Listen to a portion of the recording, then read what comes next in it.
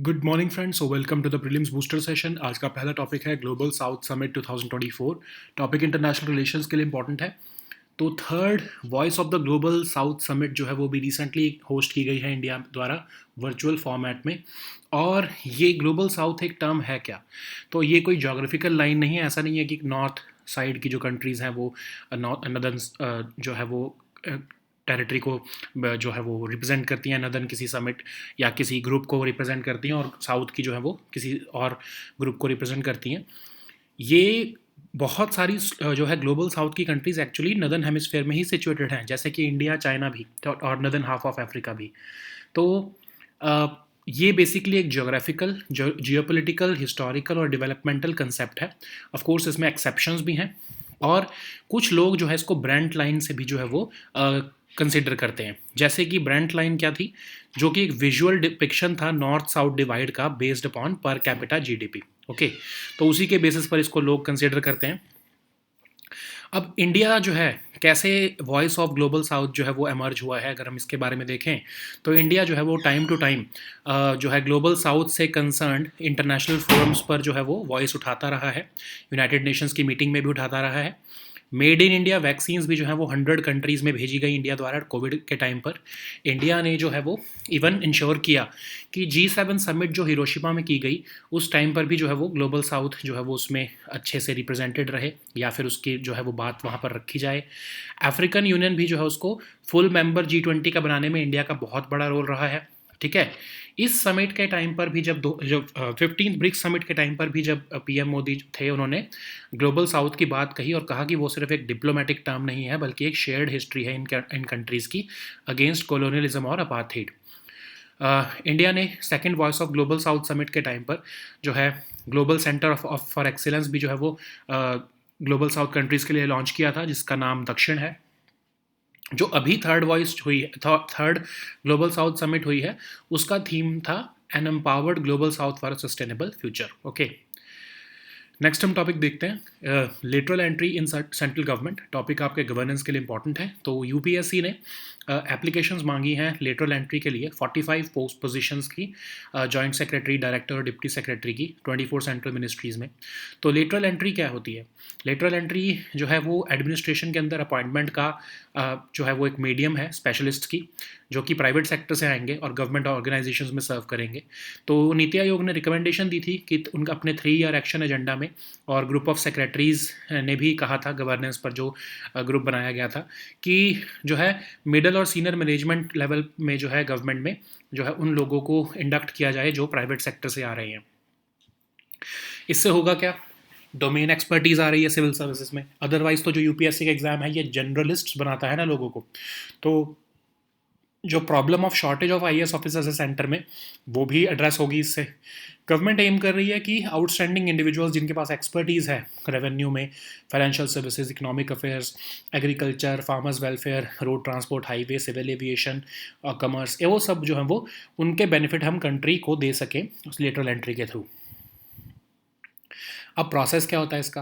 Process पूरा UPSC decide करता है। डीओपीटी जो है यूपीएससी को कहता है कि सिलेक्शन प्रोसेस आप करो, और यूपीएससी उन्हीं के बिहाफ पर इंटरव्यू करता है शॉर्टलिस्टेड कैंडिडेट्स के, और इनकी जो अपॉइंटमेंट होती है वो लगभग 3 से 5 साल तक की होती है। तो नीड क्यों पड़ी है लेटरल एंट्री की? क्योंकि शॉर्टेज है 22.48% ऑफिसर्स की आईएएस कार्डर में डीओपीटी के मुताबिक। ऐसे ही आईएएस और आईपीएस दोनों में ही लगभग 2400 के आसपास की ऑफिसर्स की शॉर्टेज है। तो इससे जब डोमेन एक्सपर्टीज़ आएगी तो एफिशिएंसी इंप्रूव होगी, एक कॉम्पिटिटिव इन्वायरमेंट बनेगा गवर्नेंस डिलीवरी में भी। ओके, नेक्स्ट हम टॉपिक देखते हैं एसएसएलवी। तो ये टॉपिक आपके साइंस एंड टेक के लिए इंपॉर्टेंट है। तो इसरो ने थर्ड और फाइनल डेवलपमेंटल फ्लाइट जो है एसएसएलवी की सतीश धवन स्पेस सेंटर से लॉन्च कर दी है, श्रीहरिकोटा से।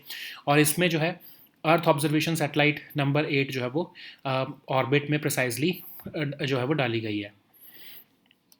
तो एसएसएलवी क्या है? SSLV new small satellite launch vehicle है जो डेवलप किया गया है इसरो द्वारा। 3 स्टेज लॉन्च व्हीकल है जिसमें 3 सॉलिड प्रोपल्शन स्टेजेस हैं, एक लिक्विड प्रोपल्शन स्टेज है, वेलोसिटी ट्रिमिंग मॉड्यूल जो कि इसकी टर्मिनल स्टेज है। एसएसएलवी मिशंस बहुत पावरफुल हैं, और ये स्मॉल साइज सैटेलाइट्स को जो है लॉन्च करने के लिए, जो 10 से 500 किलो के बीच की होती हैं, लो अर्थ ऑर्बिट में ये हेल्पफुल रहते हैं। लो कॉस्ट होते हैं, कमर्शियल और ऑन डिमांड लॉन्चेस में इनका यूज़ किया जा सकता है। जो पहली फ़्लाइट थी इसरो की वो फेलियर रही थी, लेकिन सेकंड अटैम्प्ट में इसरो है जो वो सक्सेसफुल रहा था।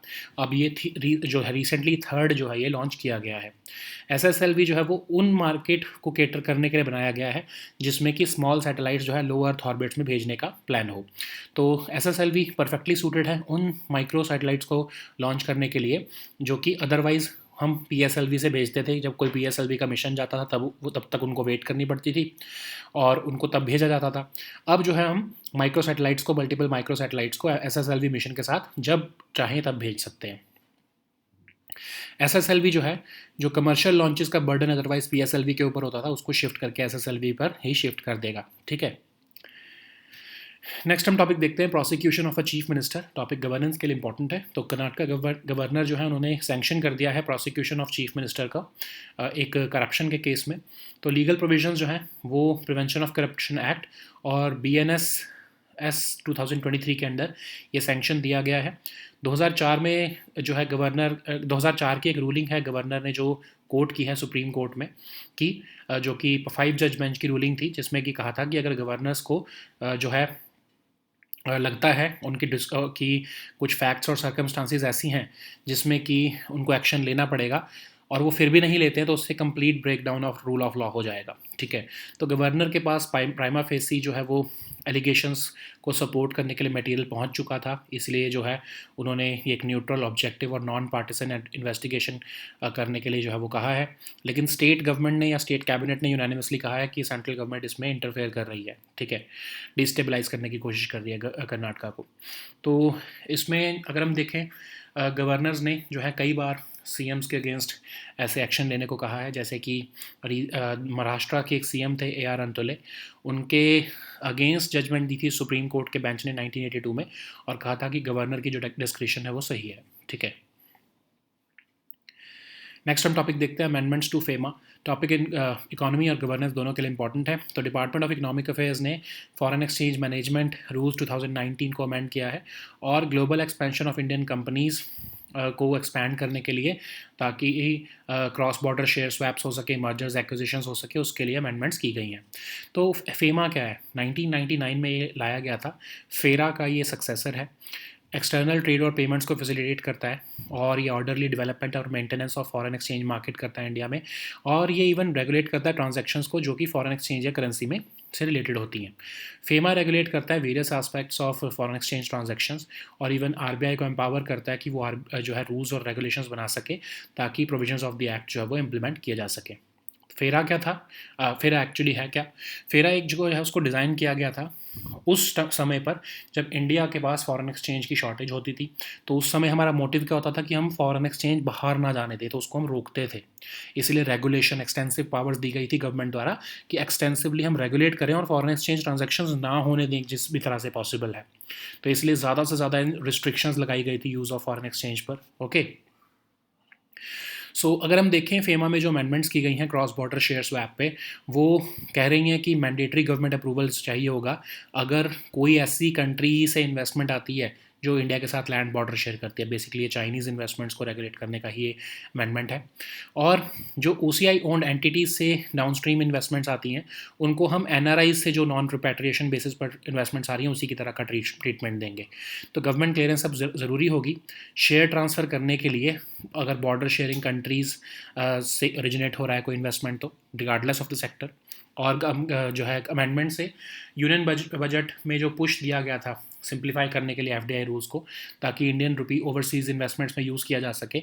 और जो है डेफिनेशन ऑफ स्टार्टअप जो DPIIT स्टैंडर्ड्स के हैं उनको फेमा के साथ जो है वो अब जो है वो अलाइन कर दिया जा रहा है। ठीक है, तो गवर्नमेंट का ऑफ कोर्स ये एफर्ट है कि वो अपने आप को ज़्यादा फॉरेन इन्वेस्टर फ्रेंडली इन्वायरमेंट जो है वो शो कर सके और ईज़ ऑफ डूइंग बिजनेस जो है हमारी कंट्री में उसको वो एक तरह से दिखा सके या फैला सके। ओके,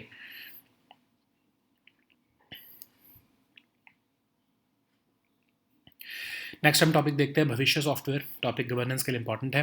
तो department of pension and pensioners welfare जो है उन्होंने एक uniquely innovative centralise pension processing software launch किया है जिसका नाम है भविष्य। वो सभी सेंट्रल गवर्नमेंट मिनिस्ट्रीज़ और डिपार्टमेंट्स के लिए वैलिड होगा। ये एक online pension sanction and payment tracking system है जो कि मैंडेटरी कर दिया गया था सभी सेंट्रल सिविल मिनिस्ट्रीज़ और डिपार्टमेंट्स के लिए, और इसको लॉन्च किया गया था प्रॉब्लम्स ऑफ डिले और क्लरिकल एरर्स को एड्रेस करने के लिए। तो तो ये इसमें होता क्या है कि जो रिटायरीज़ होते हैं वो ऑटोमेटिकली रजिस्टर हो जाते हैं इसमें, और उनके पेरोल पैकेजेस जो हैं वो ऑटो फिल हो जाते हैं, उनका बेसिक डेटा रिटायरिंग एम्प्लॉयज़ का ऑटोमेटिकली फिल हो जाता है। और सॉफ्टवेयर जो है वो स्ट्रिक्ट टाइमलाइंस भी बनाता है कि कितने टाइम पर जो है वो प्रायर टू रिटायरमेंट जो है ये डेटा जो है वो प्रोसेस स्टार्ट हो जाएगा।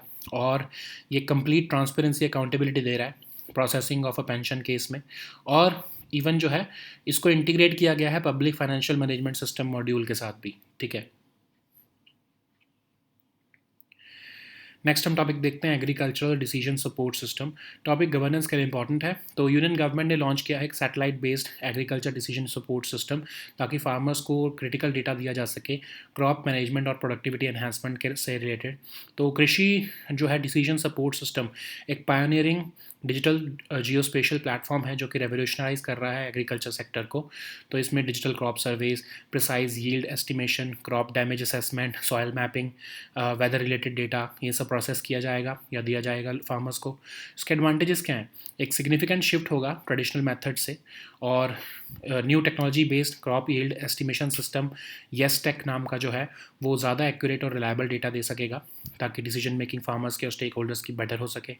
और ये सीमलेस एक्सेस देगा वाइड रेंज ऑफ डेटा का, जैसे satellite images, weather forecast, reservoir levels, ground water data, soil health information. Accessible रहेगा ये यूज़र्स को अक्रॉस द कंट्री। जो ये लॉन्च किया गया है कृषि डीएसएस, ये क्रूशियल स्टेप है एग्री स्टैक जो है digital public infrastructure for agriculture का, उसको इम्प्लीमेंट करने के लिए, ठीक है। कृषि डीएसएस जो है वो सपोर्ट करेगा सस्टेनेबल एग्रीकल्चर को भी, और ये इंटीग्रेट करेगा वेरियस डेटा सोर्सेज को, ताकि फार्मर सेंट्रिक सॉल्यूशंस जो है वो डेवलप किए जा सके।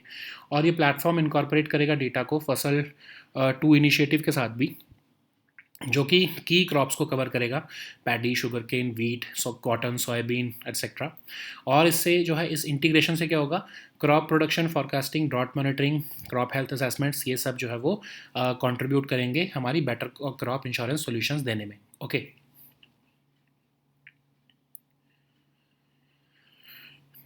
नेक्स्ट हम टॉपिक देखते हैं आरोग्य मैत्री हेल्थ क्यूब। टॉपिक आपके गवर्नेंस के लिए इंपॉर्टेंट है। तो इंडियन आर्मी और इंडियन एयरफोर्स ने recently first of its kind पैराड्रॉप किया है आरोग्य मैत्री हेल्थ क्यूब को, जो कि इंडिजिनसली मेड वर्ल्ड का फर्स्ट पोर्टेबल हॉस्पिटल है, और इसको 15,000 फीट एलिवेशन पर पैराड्रॉप किया गया है। तो ये डिज़ाइन इंडिजिनसली किया गया है अंडर प्रोजेक्ट भीषम। भीषम मतलब है भारत हेल्थ इनिशिएटिव फॉर सहयोग हित एंड मैत्री। तो इसमें मेडिकल इक्विपमेंट जैसे कि mini ICU, operation theatre, cooking station, food, water, power generator, blood test equipment, power generator, x-ray machine, और बहुत सी और जो है फैसिलिटीज़ भी इसी जो है पोर्टेबल हॉस्पिटल में है। और मिनी क्यूब्स जो हैं वो ड्यूरेबल हैं, वाटर प्रूफ भी हैं, ये बहुत ही लाइट वेट हैं, पोर्टेबल भी हैं, और कई तरह के जो है सेवरल सिवियर इंजरीज़ जैसे कि bullet injuries, 24 major bleeds, major burns, head injuries, इन सब को जो है ये डील कर सकते हैं। स्ट्रक्चर जो है इसमें टैबलेट बेस्ड एप्लीकेशन भी है जो कि ऑपरेट कर सकती है ऑल 72 क्यूब्स में, और इसको एआई और डेटा एनालिटिक्स के साथ भी इंटीग्रेट किया गया है, ठीक है। So now let us see all these topics in English.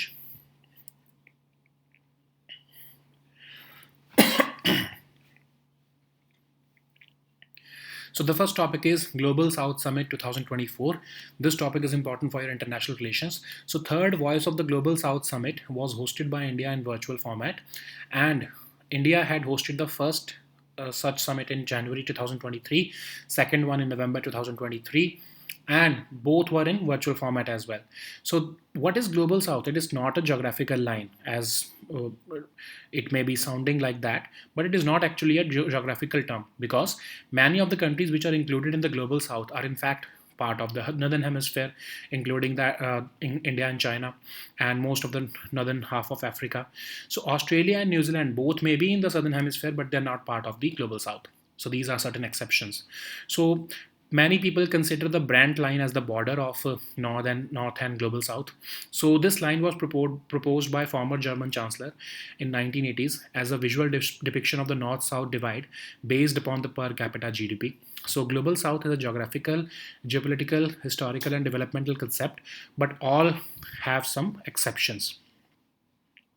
So India has emerged as the voice of Global South. How? It has raised the issues concerning Global South on international forums and even at UN meetings and conferences. So during COVID, we sent about we sent vaccines to about 100 countries. 150 nations imported medicines during this period from India. And India, this region also remains at the center stage of G7 summit in Hiroshima, because India raised their voice during the presidency of India of G20. African Union was admitted as a full member. During the 15th BRICS summit in South Africa, PM Modi said that Global South is not just a diplomatic term, but it also represents the shared history of those countries who fought against colonialism and apartheid. Okay, so India also launched the Dakshin, that is a global center for excellence for the Global South countries. So during the third Voice of the Global South summit, we had this theme of an empowered Global South for a sustainable future. So the next topic is lateral entry in central government. This topic is important for your governance section. So UPSC has sought applications for lateral entry for from private sector, state UT government, or PSU employees for 45 posts of joint secretary, director, and deputy secretary across 24 central ministries. So lateral entry in administration is basically the appointment of specialists from the private sector in the government organizations, and it was recommended by not just Niti Aayog in its three-year action agenda, but also by the group of secretaries on governance who had recommended the induction of personnel in the middle and senior management level in the government. So lateral entry was introduced to serve the twin purpose of bringing domain expertise in the civil services and addressing the problem of shortage of IAS officers at the center. So with lateral entry, government aims to recruit outstanding individuals with expertise in revenue, financial services, economic affairs, agriculture, cooperation and farmers welfare, road transport, highway, civil aviation, commerce, among many other sectors to serve for the benefit of the country. So the selection process for lateral entry is conducted by the UPSC. Department of Personnel and Training asks the UPSC to conduct the selection process for lateral entry to various positions at the government department and ministries. So UPSC conducts these interviews of the shortlisted candidates and recommends the list of selected candidates to the DOPT. The recommended candidates are then appointed by the government, generally for a period of 3 to 5 years. Okay. So what is the need of lateral entry? So actually there is a shortage of about 23% or 22.5% of one or of the IS cadre according to DOPT. Similarly, if we combine the IAS and IPS shortages, then it is about 2400 plus officers. So by bringing in domain expertise, it would be helpful in improving the efficiency and creating a competitive environment and governance delivery. Okay. So the next topic is ISRO launches SSLV. This topic is important for your science and tech section. So ISRO has successfully launched the third and final developmental flight of the SSLV from Satish Dhawan Space Center in Sriharikota. SSLV placed the Earth observation satellite precisely into orbit. And SSLV is the new small satellite launch vehicle developed by ISRO. It has a three-stage launch vehicle having a lift-off weight of about 120 tons. And it is a three-stage launch vehicle configured with the three solid propulsion stages and liquid propulsion-based velocity trimming module as a terminal stage. SSLV missions are useful to launch small-sized satellites weighing anywhere between 10 to 500 kg in the low Earth orbit. They are low on cost and they are intended their intended satellite insertions into orbit takes a shorter flight time. So SSLVs are best suited for commercial and on-demand launches. The first mission that ISRO launched in 2022 was a failure, but in February 2023, when ISRO made the second attempt, it was a success, and recently the third flight has been made. Okay, so SSLV is intended to cater to a market for the launch of small satellites into low Earth orbits who had to otherwise wait or who had to piggyback on PSLV. So they had to wait for a long time until a big mission by ISRO is there. with PSLV so that they can be attached to them for the launch. So SSLV is basically perfectly suited for those for launching multiple microsatellites at a time and supports multiple orbital drop-offs as well. So it costs just 1/4 of the current PSLV. So it will shift the burden of commercial launches from PSLV as well. Okay. So the next topic is prosecution of a chief minister. This topic is important for your governance section. So Karnataka governor has sanctioned the prosecution of chief minister in a case of alleged corruption in the allotment to land of his wife by Muda. So the powers of sanctioning the prosecution of CM stem from the Prevention of Corruption Act and the Bharatiya Nagarik Suraksha Sanhita 2023, based on the petition submitted by social activists. So, Governor has cited a 2004 ruling by a 5-judge bench of Supreme Court related to Madhya Pradesh. The top court also held that if governors did not use their discretion based on facts and circumstances, it would lead to a complete breakdown of rule of law. Okay, so the governor has said that he's prima facie satisfied with the allegations and the supporting materials disclose the commission of offences. The sanction will ensure that a neutral, objective, and non-partisan investigation should be conducted. The state cabinet unanimously condemned the central government for misusing the Raj Bhavan to destabilize the government in Karnataka. But if we see the past incidences, there was also a case when Maharashtra CM A.R. Antule took this matter to Supreme Court, and a two-member SC bench in 1982 held that case in favor of the governor's discretion. Okay.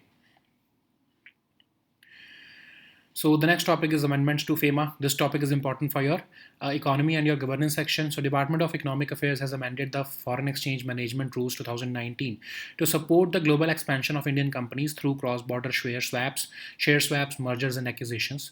What is FEMA? It came in 1999 as a successor to FERA of 1973. This time, FEMA basically, as you can gauge from the name, it aims to facilitate external trade and payment.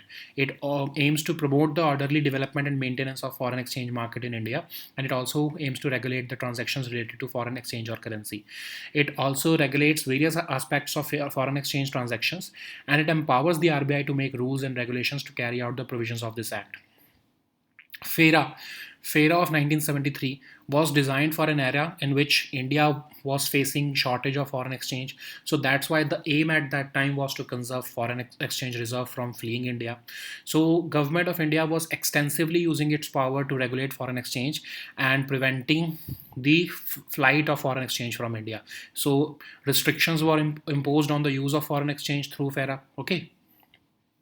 So the recent amendments pertain to mandatory government approvals for investments which are coming from countries that share land borders with India. Of course, this is a euphemism for investments to regulate investments coming from China. Okay, so it will also align the treatment of downstream investments by overseas citizens of India owned entities with those of NRIs on a non-repatriation basis.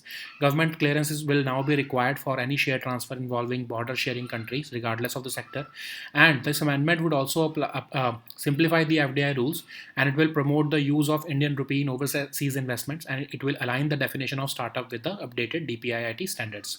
So these changes are broadly parts of the effort to create a more foreign investor friendly environment and enhance the ease of doing business in India. Okay. So the next topic is Bhavishya Software. This topic is important for your governance section. So Department of Pension and Pensioners Welfare has introduced a unique, innovative, centralized pension processing software called Bhavishya for all central government ministries and departments. So it is basically an online pension sanction and payment tracking system launched by the Department of Pension and Pensions Welfare. It was made mandatory for all central civil ministries and departments, and it was launched to address the problems of delay and clerical errors in processing the pension cases, as well as financial loss and harassment to the pensioners. So it has been integrated with payroll packages, and it would autofill in the basic data of retiring employees, and it would provide the necessary MIS to the various departments. So this software will also lay down the strict timelines for various stages of pension processing across all stakeholders. So it will bring in complete transparency and accountability in the processing of a pension case. It has also been integrated with the Public Financial Management System module of Central Pension Accounting Office. Okay. So the next topic is agricultural decision support system. This topic is important for your economy and governance section. So Union government has launched a satellite-based agricultural decision support system to provide farmers with critical data so as for crop management and productivity enhancement. So it was launched as a pioneering digital geospatial platform to revolutionize the agriculture sector. This platform is designed to assist in various agricultural activities like digital crop surveys, precise yield estimation, crop damage assessment, soil mapping, processing of weather related data. So, what are the advantages of it? So, this platform would represent a significant shift from traditional methods like random sampling and visual assessments, which have been in use since Mughal period. But this new technology-based crop yield estimation system called YesTech will provide more accurate and reliable data. It will ensure better decision making for farmers and stakeholders. It will also offer seamless access to a wide array of data, including satellite images, weather forecasts, reservoir levels, groundwater data, and even soil health information. It will be accessible to users across the country. And the launch of Krishi DSS is a crucial step towards implementing AgriStack also, which is the digital public infrastructure for agriculture. Krishi DSS will support sustainable agriculture by promoting diverse crop cultivation through crop monitoring and mapping. It will also integrate various data sources to develop farmer-centric solutions, including early disaster warnings and individual advisories. So this platform will incorporate data from Fasal to initiative, which will cover key crops like paddy, sugarcane, wheat, cotton, soybean, mustard, gram, lentil, and potato. This integration will enhance crop production forecasting, drought monitoring, and even crop health assessments, which will ultimately contribute to better crop insurance solutions. So the next topic is Arogya Maitri Health Cube. This topic is important for your governance section.